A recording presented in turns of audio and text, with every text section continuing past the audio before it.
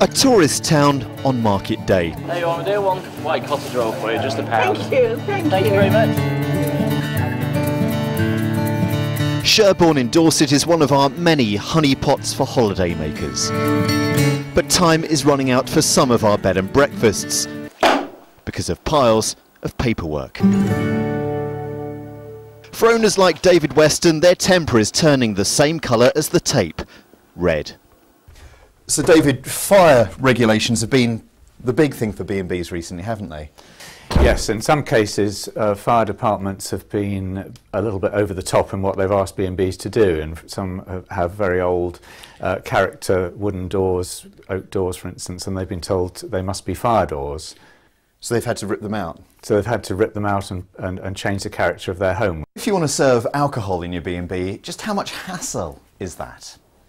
Well, there's quite a lot of effort involved. You have to pass an exam as a licensee, and you have to pay a licence every year. We're concerned about the government putting up the cost of those licences to a level which is out of the reach of small B&Bs who are just serving the odd one glass of wine to a guest every now and then. David, not even radio clocks in bedrooms are free of these regulations, are they? No, that's right, Robert. Even to have a television or even a radio alarm clock like this in a guest bedroom means that the Performing Rights Society asks for a licence for that, over and above the TV licence. In Devon, these chickens have got guest house owner Peter Day into trouble. An inspector told him to take their eggs off his breakfast menu. Guess why? Yes, regulations. She asked me where we source our eggs from, and when I said from our own chickens out in the garden there, she said, "Oh, I'm sorry, you can't use those, has to be stamped eggs." And I just looked at her, sort of eyes nearly fell out of my head. A fortnight before, there'd been a thing in the press saying that 20% of the eggs imported from Spain were infected with salmonella. Could I use Spanish eggs? And she said yes. And I said, well, you can take me to court then, because I'm not stopping, I'm going to carry on. That's what people come to Devon for, is proper, real, fresh produce. Not all B&Bs have to be registered, so no one knows for sure exactly how many we have. But it's thought the number's falling. Mr. Weston says regulations are the #1 reason people give for quitting.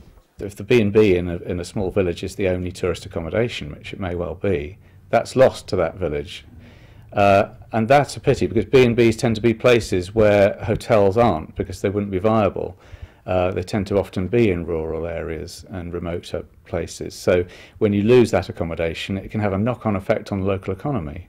The regulations, like the new fire rules, are there to protect us, of course, but B&B owners say their inspection should have some discretion. We've had occasions of up to £20,000 to put new fire regulations into bed and breakfasts, which for a small business that has a turnover of £10,000–20,000 a year is completely unviable. It could be a great summer for our tourist industry, with high euro rates keeping Brits at home.